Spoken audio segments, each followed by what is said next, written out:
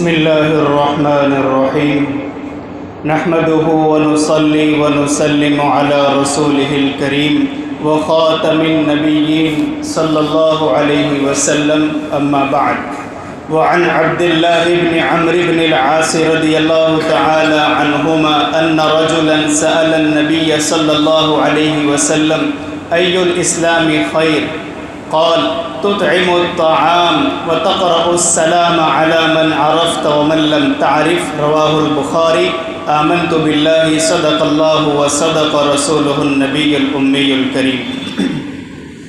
حاضرین مجلس، صحابی رسول حضرت عبداللہ ابن عمرو بن عاص رضی اللہ تعالی عنہ اس حدیث شریف کے راوی ہے جس کی خطبہ مسنونہ میں اس عاجز نے تلاوت کی ہے، اور یہ حدیث شریف بخاری شریف میں موجود ہے کہ ایک شخص اللہ کے رسول صلی اللہ علیہ وسلم سے سوال کرتے ہیں ای الاسلام خیر، اسلام کے کون سے اعمال، اسلام کی کون سی خصلتیں سب سے بہتر ہے، اسلام کے کون سے اعمال سب سے زیادہ اچھے ہیں۔ فتح الباری میں سوال کرنے والے شخص کا نام بھی موجود ہے کہ حضرت ابو ذر غفاری ہے یا پھر یہ کہ ہانی ابن یزید، ان دونوں میں سے کوئی ایک صحابی ہیں۔ اور عمدۃ القاری جو بخاری شریف ہی کی شرح ہے اس میں بھی حضرت ابو ذر غفاری رضی اللہ تعالیٰ عنہ کا نام موجود ہے۔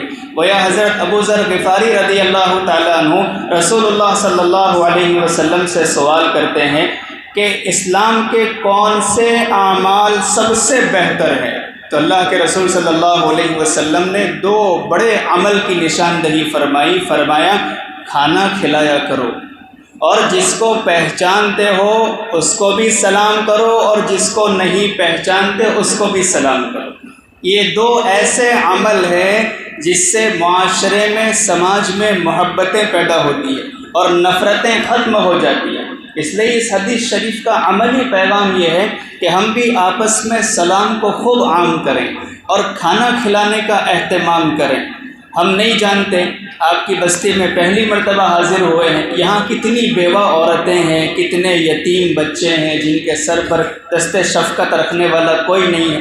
یہ ہماری ذمہ داری ہے کہ ہم ان کے گھر تک ایک ایک مہینے کا راشن پہنچائیں، ان کی دعائیں نکلے گی، پھر مسجدوں میں اور باہر لوگوں کو کہنے کی ضرورت نہیں ہوگی کہ مولانا ہمارے حق میں دعا کرنا، خود بخود دعائیں نکلتی چلی جائے گی۔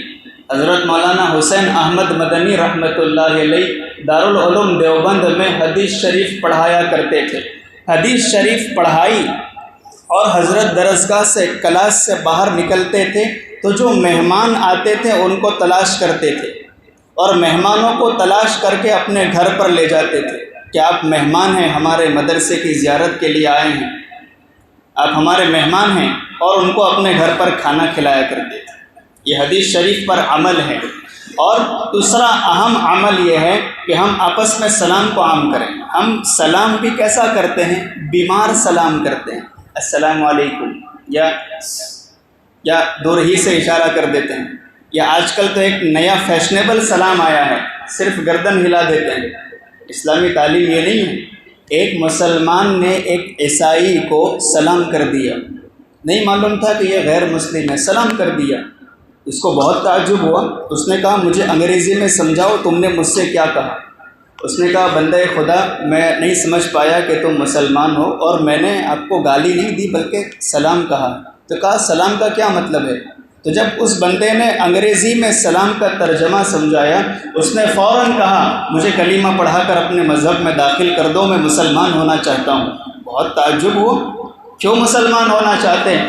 کہا ہم جب اپنے مذہب کے لوگوں سے ملاقات کرتے ہیں تو ہیلو اور ہائی کرتے ہیں، تمہارا مذہب کتنا اچھا مذہب ہے، کتنی پیاری تعلیمات ہے کہ جب تم آپس میں ملتے ہیں تو تین دعائیں دیتے ہیں، سلامتی کی، رحمت کی، برکت کی۔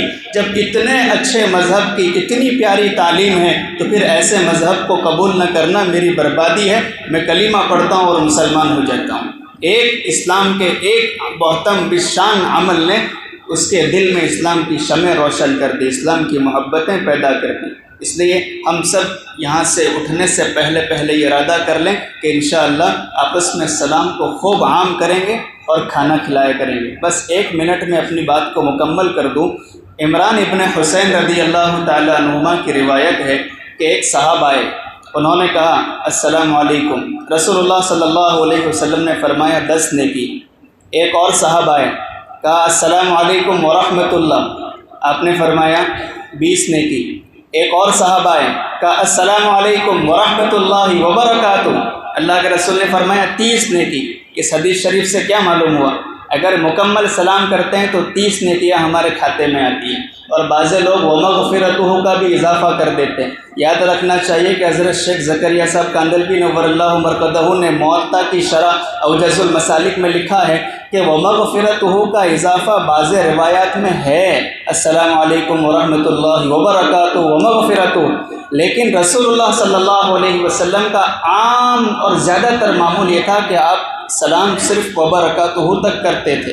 گنجائش ہے لیکن مستون عمل یہ ہے کہ السلام علیکم ورحمۃ اللہ وبرکاتہ تک سلام مکمل کرنا چاہیے۔ اور جو راوی حدیث ہے حضرت عبداللہ ابن عمرو بن عاص، ان کے حالات میں لکھا ہے کہ ہر 3 دن میں ایک قرآن ختم کر لیتے تھے۔ ہم سب بھی یہاں سے ارادہ کر کے اٹھے کہ انشاءاللہ پابندی کے ساتھ قرآن کریم کی تلاوت کریں گے۔ حضرت عبداللہ ابن مسعود فرماتے تھے من احب ان يعلم انه يحب الله ورسوله فلينظر فإن كان يحب القرآن فهو يحب الله ورسوله، کہ جو بندہ یہ دیکھنا چاہے مجھے اللہ اور اس کے رسول سے کتنی محبت ہے، وہ یہ دیکھ لے کہ اس کو قرآن سے کتنی محبت ہے۔